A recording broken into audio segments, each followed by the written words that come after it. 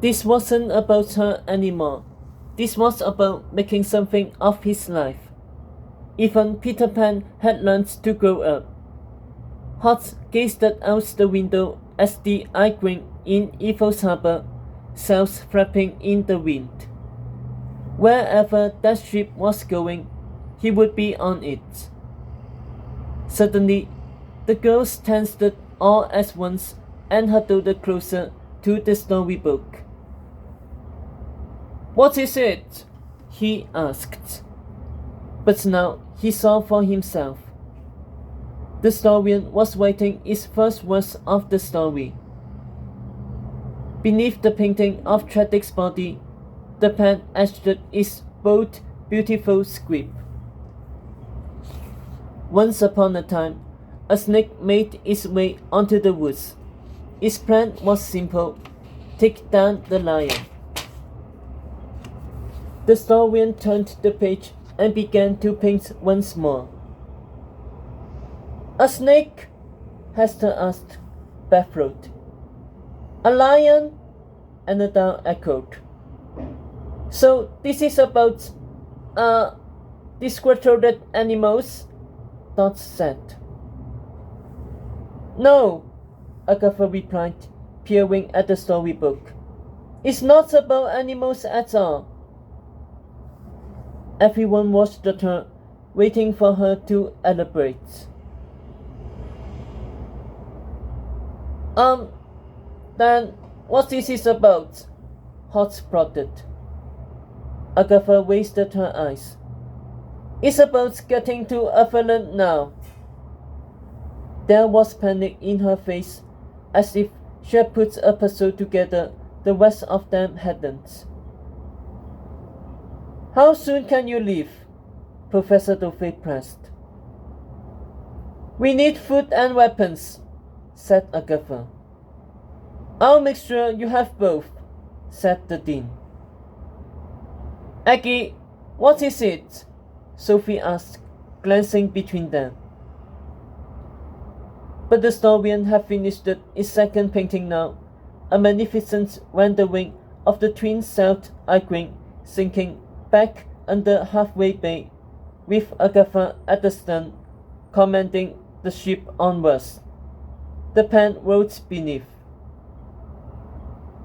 Soon, a team of students from the School for Good and Evil sets out to find the snake, led by two best friends, Sophie and Agatha, along with a crew of 3 witches, an altar boy named William, and a first-year never named Borden.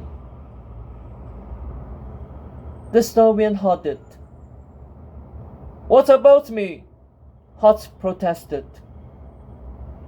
But no one was paying the slightest attention, because Professor Dovey was winding up the girls towards the window. "Come, there's provisions in the kitchen and weapons in the armory." "Bombashwa!" Sophie yapped at her startled mongoose.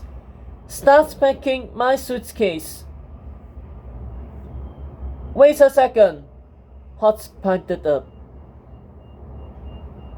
"You'll need food and water for a week before you can reload in the Everlands," Dovey was saying. "Enough clothes for 2 months, Bombashwa," Sophie hollered over her. "I'll send Borden to fetch the luggage." "I said wait a second," Hot bellowed. 6 pairs of eyes went to him. "Look," he said. They followed his gaze to the long white table. The historian was waiting again. There was one more member of their crew, however, someone they hadn't expected, someone who they'll need on their dangerous quest. Hot raised his fist. See, I told you, it saved the best for..." Someone named Nicola. "Nicola?" Agatha said, mystified. Everyone stared at the page. "Who in Tower Nation is Nicola?" Hot barked. But only Dauphin and Sophie seemed to know, for they both eyed each other with strange looks before Sophie slowly turned to Agatha. "Well, darling, it seems we've found the missing effort for your team." Nicola, the perks of being a reader. Sophie might be a dean, but that didn't mean Nicola had respect for the girl or would join her ranks of falling students. For one thing, she had met Sophie back when they lived in Gafferton, but Sophie was acting as if she had never seen Nicola in her life. For another, Nicola had read the tale of Sophie and Agatha and thought Sophie was a Class A brat, and then on Nicola's first day, Sophie had blamed her for coughing in the classroom when it wasn't her fault at all.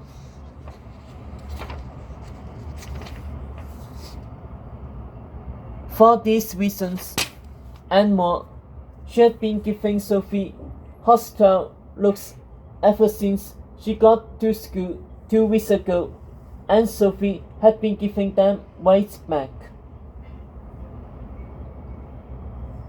So, imagine Nicola's surprise when it was Sophie herself who barged into her room tonight and dragged her onto his boat, helped by Hester, Hot, and Annabelle, 3 witches she had only seen in a storybook. No one told her why. Dad just acted like she was their prisoner and gave her 30 seconds to pack before they flung her about and dumped her in the worst room. She didn't even know who else was on the crew, since no one had bothered to come check on her once Dad set sail. It hurt her feelings, to be honest. Hester was one of her favorite characters in the tale of Sophie and Agatha, and being treated like a stray dog by your favorite characters is worse than never meeting them at all. Even Hot, who seemed so jolly and sweet on the page, hadn't managed a proper hello. I should have known, she thought. Girls like me are always left out of fairy tales. Nicola stilled herself. Well, if this crew couldn't show her the most basic manners, then she wasn't going to make an effort either.